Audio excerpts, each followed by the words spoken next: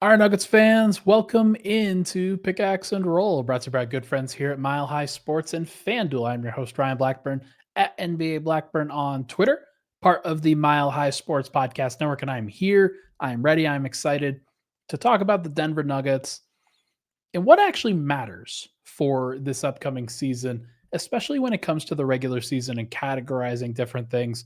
Everybody wants to win as many games as possible. Some people say, "Oh, just wait for the playoffs."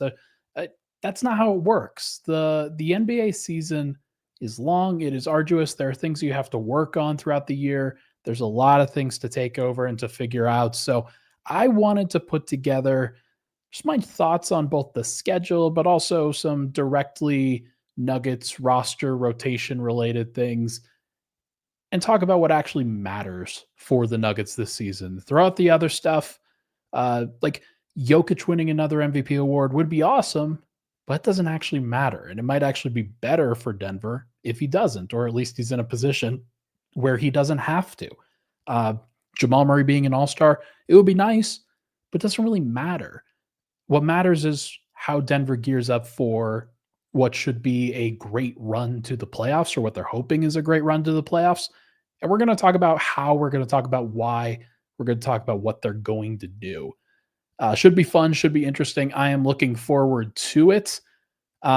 Before we get into it, Serbia playing in EuroBasket. They are 4-0. Obviously, Bogdan Bogdanovic went down with a major hamstring injury, so he's out for the tournament.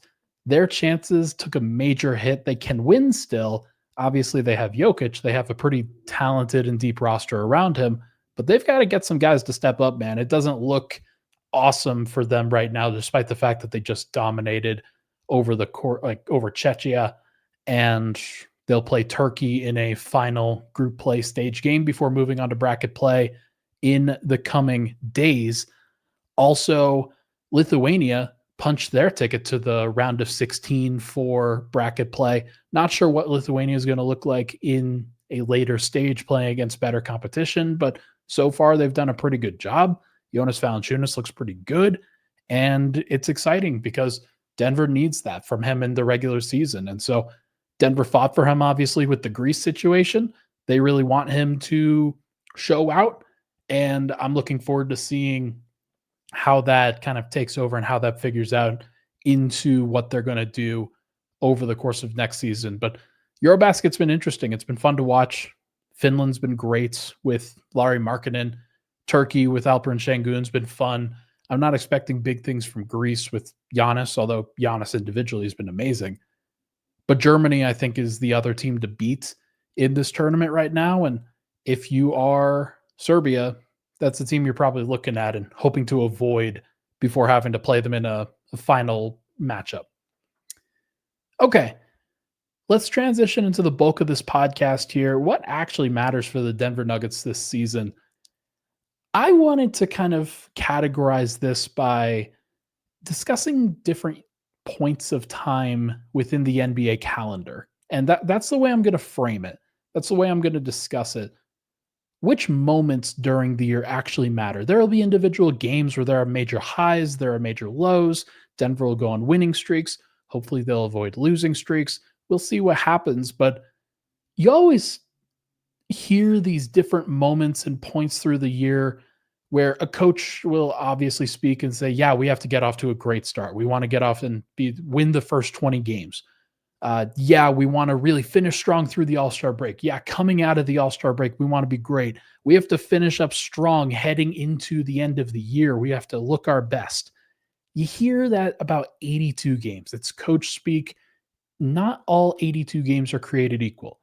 There are times throughout the year that matter more to me. And so I went down and I kind of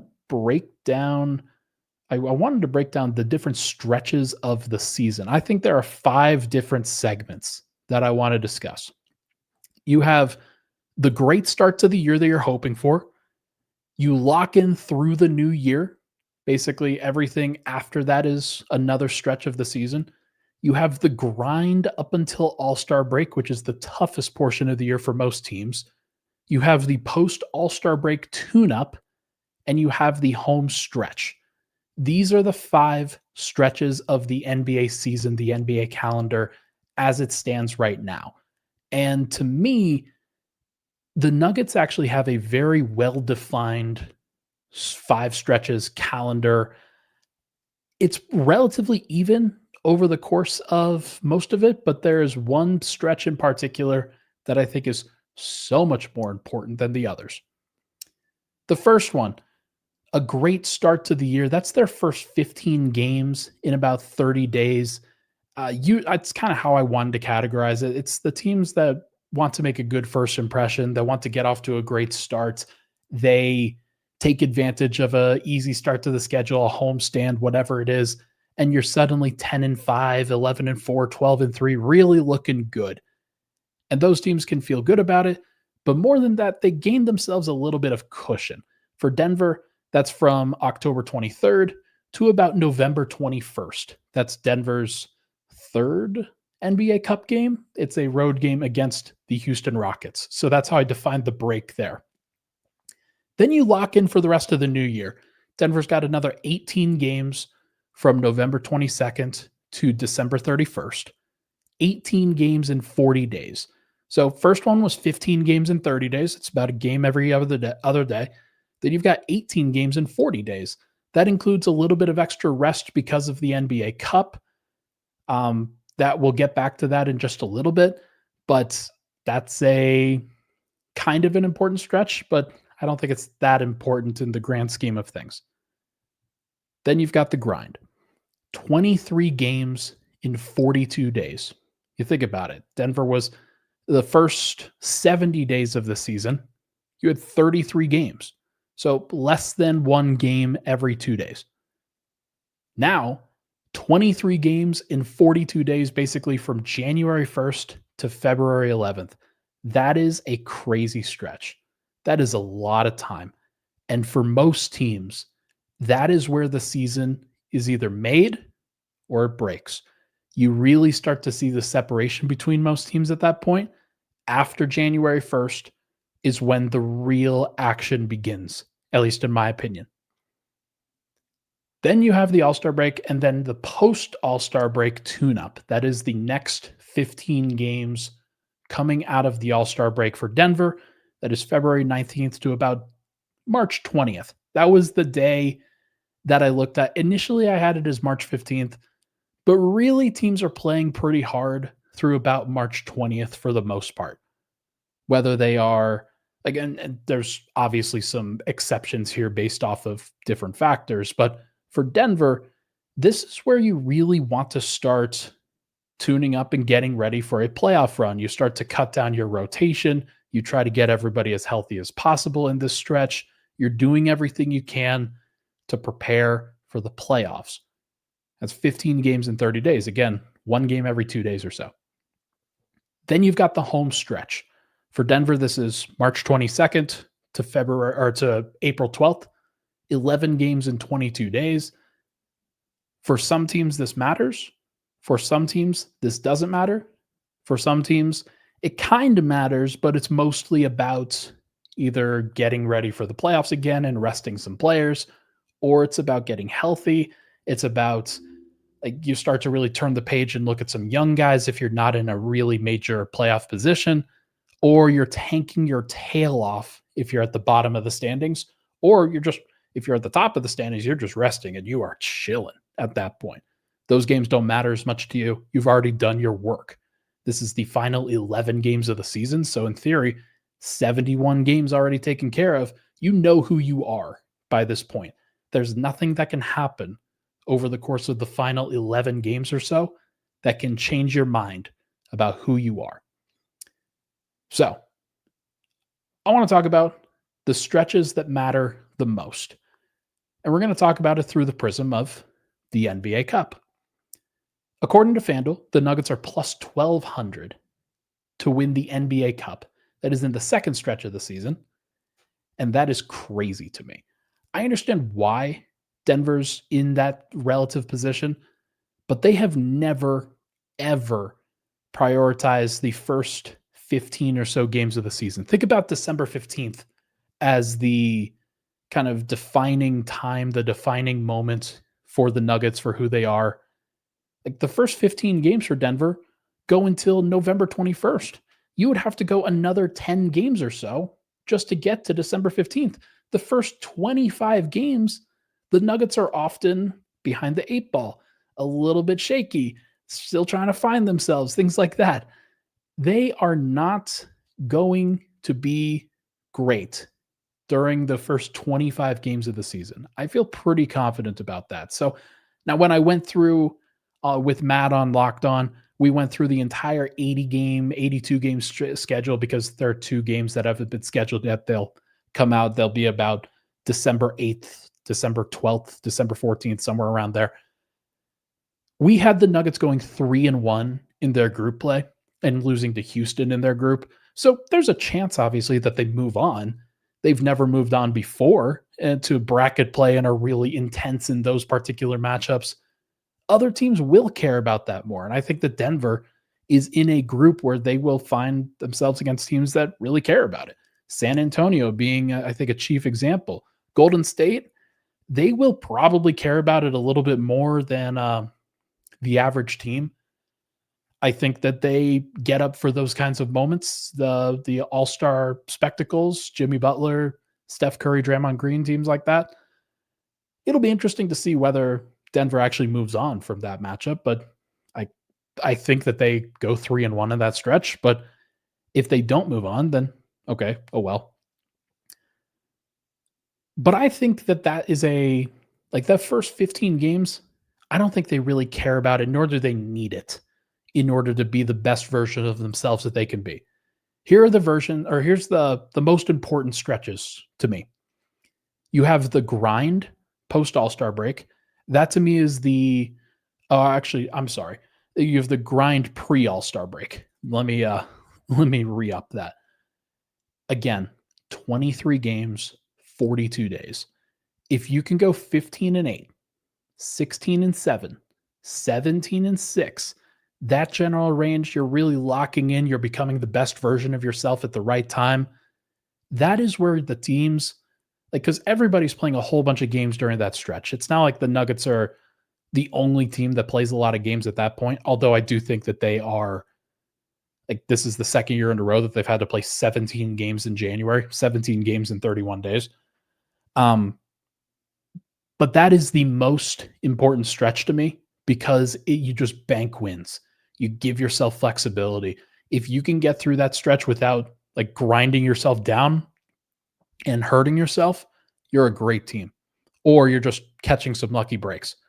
But more likely, you're a great team. And if Denver has to struggle to get to 14-9, 13-10, 12-11, somewhere in that general range, those are the margins that are the reason they're the kind of the difference between winning 50 games and winning 55 games, winning 55 games and winning 58 games, getting up over 60. You better believe that OKC during that grind portion of the season was really good. They weren't perfect, but they were really good during that stretch. That's where teams that really care about their future, really care about what they need to do, what they're expected to do, it's where they separate themselves. So also Indiana, who won the championship, or not won won the Eastern Conference this last season, was tremendous post January 1st. That was really when they started to lock in. So you can turn around your season, even if you aren't great through the first, not one, but 2 separate individual stretches at the beginning of the season. It is possible. Now, I have the grind pre-All-Star break as the most important stretch. I have the post-All-Star break tune-up as the second most important. You want to be playing your best basketball in this stretch. It's not necessarily about the grind. You just want to bank wins. You want to play great basketball during the tune-up period. And then you want the ability to shut it down. That's the goal. The third most important stretch is that locking in through New Year. Okay, the first 15 games didn't go that well for you. Doesn't matter. If you go, and Denver's got 18 games in that next stretch, if you go 14-4 in that next stretch to kind of make up for an 8-7 start, then that means that you are 22-11 at that point. You can turn around your season really quickly by just locking in up until the new year. Now, Denver sometimes does that. Like December 15th is a pretty defining time for Denver, but I think for the most part, it's after that period. It's that grind period that Denver's actually been really good at historically. 2023, they were excellent.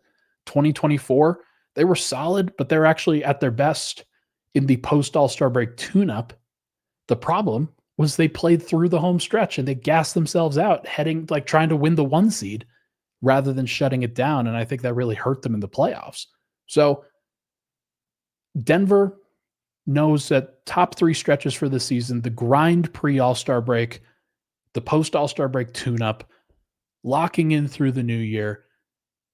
The next most important is the home stretch because maybe there's some extra games that you've got to kick off to clinch a seed, to do some things. But for the most part, it's not as important as those other stretches. The bulk, the middle of the season is what matters the most. And then maybe narrative wise, it matters a lot to get off to a great start.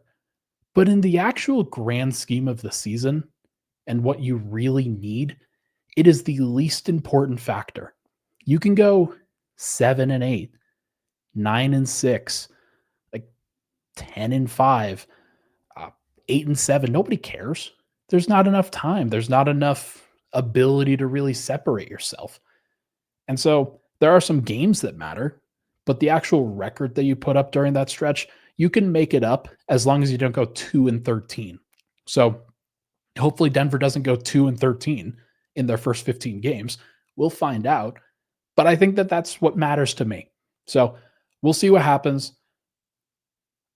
Lastly, and one of the reasons why I don't think the home stretch matters that much. According to FanDuel, OKC's win total is set at 62.5 this year. Houston at 56.5. Denver at 53.5. Nobody else in the Western Conference has a win total that is set above 49.5. There might be other teams that win 50 games. I know Matt is very high on the Clippers. The Lakers just won 50 this last year. And they might be better with DeAndre Ayton in there as opposed to Jackson Hayes at the center position. Minnesota's still a very good team, despite the fact that they only won 49 last year. Like there are some teams that could definitely pop. But if Denver's in a position where they've done their work and they're getting into that home stretch portion of the season, those final 10, 11 games or so, and they've got a 3 to 4 game cushion over whoever's in fourth place, I do not care whether Denver gets the 1, 2, or 3 seed. I don't care. If they have an opportunity to go get the 1, then fine, you can keep playing, but don't play that hard. It is not going to kill you if you don't get the 1 seed. Would it be nice? Sure. You do not need the 1 seed anymore to win a championship. Denver's already proven that they can go into OKC and win a game. They won game 1 last year. So I think that there's an opportunity that if Denver just has a gap between themselves and the 4th, 5th, 6th, 7th best teams in the West, they'll be okay. They can really lock in for that second to last stretch. And then those final 10, 11 games, shut it down. Play your young guys, get rested, do what you need to do to become the best version of yourself when the playoffs come. So that would be my guess. But you can only do that if you lock in during those 3rd and 4th stretches of the season, which is why I think that those are the two most important.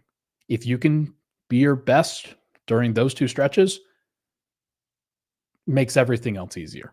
So let's take a break. When we come back, we are going to talk about what actually matters for the Nuggets players and rotation. We'll be right back here on Pickaxe and Roll.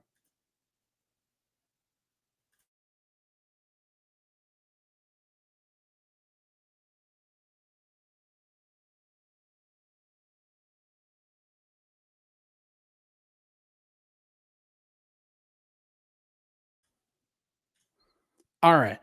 Before we get back into this episode, I want to tell you a little bit about ZipRecruiter.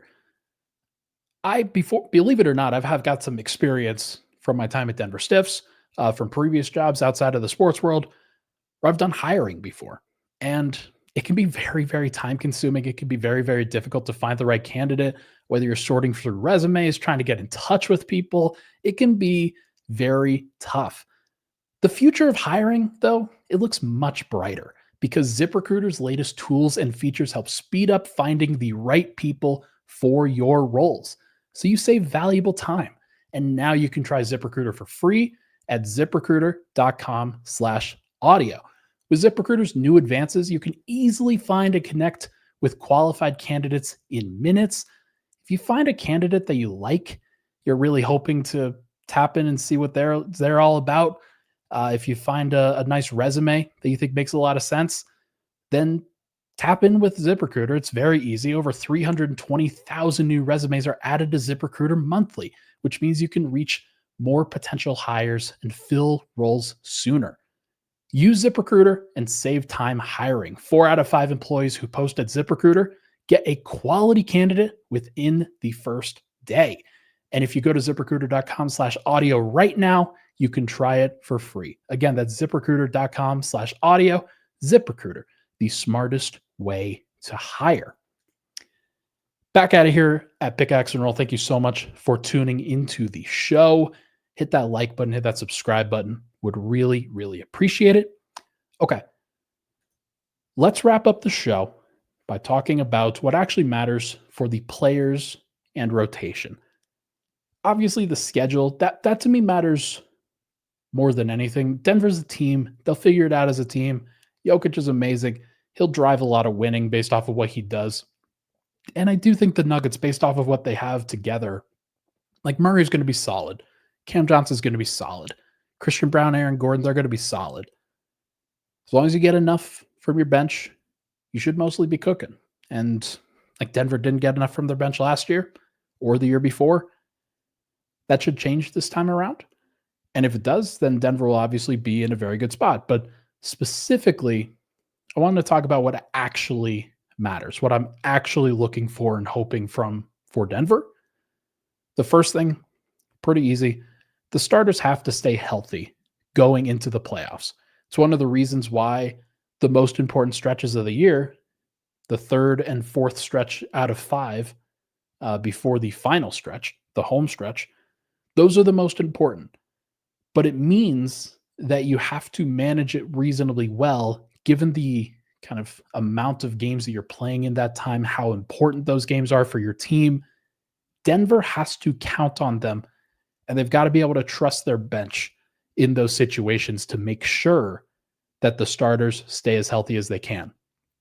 In 2023, Denver was peaking at the right time. They're managing Murray coming back from his ACL tear, Michael Porter coming back from a back absence.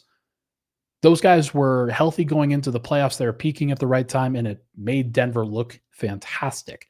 In 2024, Murray struggled with injuries throughout, and it really put a hamper on the entire starting lineup. They were carrying his absence because Reggie Jackson was a starter for a significant portion of that time. They didn't have Bruce Brown to be able to rely upon in that situation, and it really hurt them. In 2025, it was Michael Porter getting hurt in game 2 of the playoffs and Aaron Gordon, who was dealing with injuries throughout the year. And that put a lot of pressure on the rest of the rotation as a result, kind of like what happened with Murray. And then Gordon ended up getting hurt and was dealing and kind of hampered with injuries throughout the year anyway. So it was tough. Like, he was fantastic in the playoffs when he was out there, but sometimes it takes more. In 2026, Denver's got to be peaking at the right time. They have to find a way to stay on the court, to stay healthy, to be playing their best basketball when March comes around, and then going into April, May, and hopefully June. Number 2, specifically within that starting lineup, Cam Johnson to me is a key. He's on the thumbnail for this podcast. And one of the reasons Cam Johnson needs to show he's more capable of scoring outbursts than he has shown over the course of the last 3 years. 11 out of his 57 games last year featured a 25-point performance, which I would say in the modern NBA is not just a good scoring performance, it's a great scoring performance, especially for a role player, because oftentimes, like, it's really easy in the NBA to get to 20 now. That's not the barometer anymore. 25, I think, is a more fair barometer for a kind of a point changing game where you scoring that number of points actually changed the game for your team. 20, it's like hop, skip, and a jump, a couple buckets, couple free throws. It's not that crazy. Cam Johnson only did it 11 out of 57 times, 19.3% of the time, which is pretty good in comparison when in 2023-24, he did it once in 58 games. And then in 2022-23, he did it just 4 times out of 42 games. So overall, he did it about like 9 point, like it wasn't that great. It was like 10% of the time. I had it written down, but it's not here now. 10% of the time or so, he had a 25-point performance. Michael Porter, by comparison, 13.2% of the time. A little bit more of a higher scoring option. Certainly, Cam Johnson, a little bit more reliable in some other areas of the game. Somebody that's a little bit more consistent than Michael Porter. Didn't have as many of those 2-point performances, 4-point performances, things like that. But that does matter. Like, having somebody that can change a game with their scoring does matter. How many of those guys does Denver actually have on their team? Well, it's Jokic and it's Murray. And in times it was Porter last year, but now, to me, like, Christian Brown's not going to change a lot of games. He might score 25 once, twice, maybe 3 times. Aaron Gordon will probably do it 3 times, 3 to 5 times or so throughout the year. Off the bench, I don't think any of those guys, whether it's Jonas Valanciunas, Tim Hardaway, Bruce Brown, Julian Strawther, Peyton Watson, whoever, I think you might get a total of 10 to 12 performances from the bench for the entire year that are in that 25 plus point threshold. And that's being pretty generous. I think more likely, like, especially from the bench, as opposed to those guys starting and filling in. Actually, no, those count too. So, like, yeah, 10 to 12 times throughout the year sounds about right. Can Cam Johnson prove that he can do it 12 to 15 times throughout the year where he's out there, the team needs somebody to step up outside of Jokic? It can't just be Jokic. It can't just be Murray every single time. They're overplaying those guys. Cam Johnson's finding opportunities pretty consistently. 10 of 13, 25 points. 12 of 20. Like, getting up 20 shots would be crazy. Let's actually dial that back. 12 of 18, 30 points. That's pretty reasonable, at least to hope for, to have a desire for. If the Nuggets are going to be at their best, if they are going to find scoring opportunities for everybody, if they are going to take some pressure off of Jokic, take some pressure off of Murray, Cam Johnson has to step up as a scorer on a very consistent basis. He hasn't played a minute with Denver so far, so I'm curious to see what it looks like, but I just think it is a very important factor here. Number 3, the bench pecking order has to be established. This is of what actually matters for the Nuggets, for the players, for the rotation, for the season. What actually matters? Well, I don't know who's going to be the 6th man. I don't know who's going to be the 7th man. I don't know who's going to be the 8th man, 9th man, 10th man. I have guesses. I think everybody has guesses. I think everybody thinks Bruce Brown will be the 6th man. I think everybody thinks that Jonas Valanciunas will play every game. He won't play the 7th most amount of minutes, I don't think. That's more likely to be Peyton Watson. But what if it's Julian Strawther? What if it's Tim Hardaway Jr.? What if it is somehow Deron Holmes? Like, there's at least a world where it turns out to be somebody that nobody's really expecting. And so I think reestablishing that bench pecking order will make sense. And it will be very important for the Nuggets throughout the year, especially with a whole bunch of new faces. Who can you trust? Who can you find? Who makes sense in different lineup combinations? Who's going to be out there with the starters more frequently than some of the other bench guys? That is a very important piece of this because then it's going to kind of lead into my final thing. But number 4 before that, what actually matters? Jonas Valanciunas cannot pull a Dario Saric. End of story. Cannot do it. Cannot happen. And what I mean by that, Denver put a lot of stock last year in Dario Saric being a good piece. They gave him the taxpayer mid-level exception even over Russell Westbrook. Russell Westbrook was obviously Denver's 6th best player last year. He was very good for a minimum contract, but he wasn't expected to be like, actually, I kind of expected it to play out the way that it did, but he wasn't expected to be that from a money perspective. There are other guys making more. Zeke Naji's making the 5th most amount of money on the team. Now he's making the 6th, by the way. Is no longer the, actually, yeah, no, he's making the 6th because Valanciunas is making more. So Valanciunas has to be good. It is a requirement. It cannot be a situation where, like Saric, he was so bad, so unplayable, and Denver's center rotation became so poor behind Jokic that Jokic had to start averaging 36, 37, 38 minutes a night on a consistent basis. It was just untenable. And clearly it was, because then Denver gassed out, Jokic gassed out in the playoffs, because like, it's really tough. It's really tough to deal with that and then also have to deal with everything else.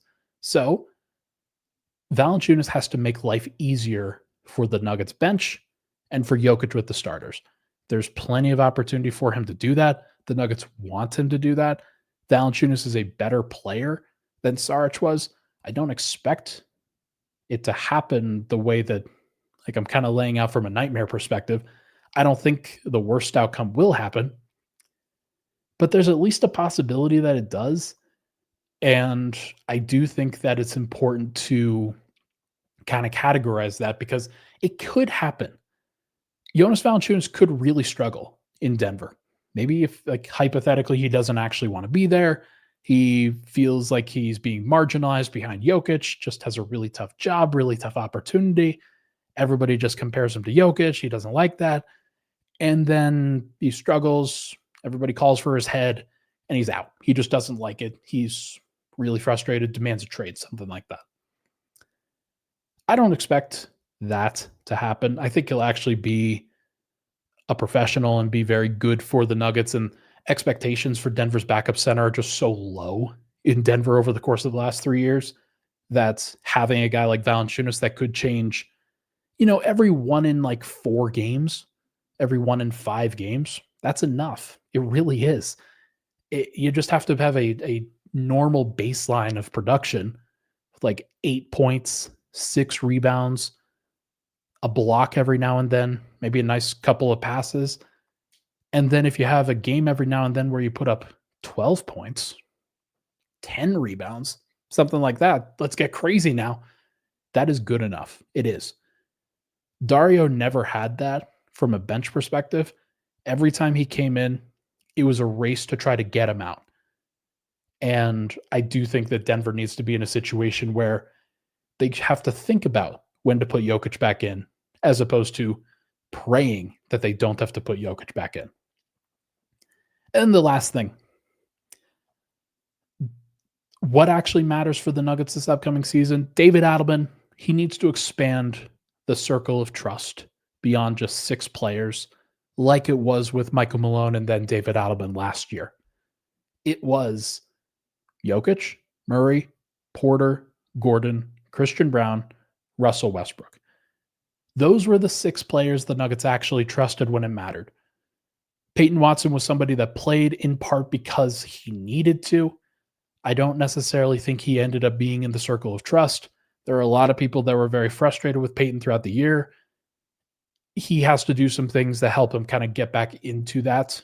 And one of those things could be just being the best defensive player that he could possibly be and being willing to be that. That would really help. I don't know if that's going to happen that way, but if it doesn't happen that way, that's okay, because Denver has some other options. They've got Bruce Brown, Tim Hardaway, Jonas Valanciunas, and on top of having Cam Johnson with the other 4 starters. So you have 5 starters, and then let's say you have those 3 veterans. Is Jonas Valanciunas a circle of trust guy? Hopefully. Is Bruce Brown a circle of trust guy? Hopefully. Is Tim Hardaway Jr. a circle of trust guy? Hopefully.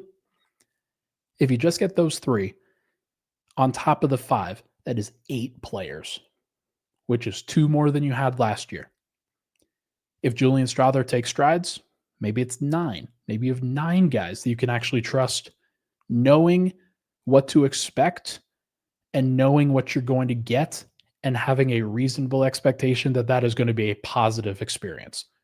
That is what I talk about with circle of trust. If Julian Strawther can crack into that, that's great. If Peyton Watson, he was already on the borderline with it last year, but if he can fully crack into that and really lock himself into it, great. You get 9 guys in the circle of trust, 10 guys in the circle of trust. I don't expect Deron Holmes to ever crack it. I'd be shocked if Zeke Naji ever cracked it.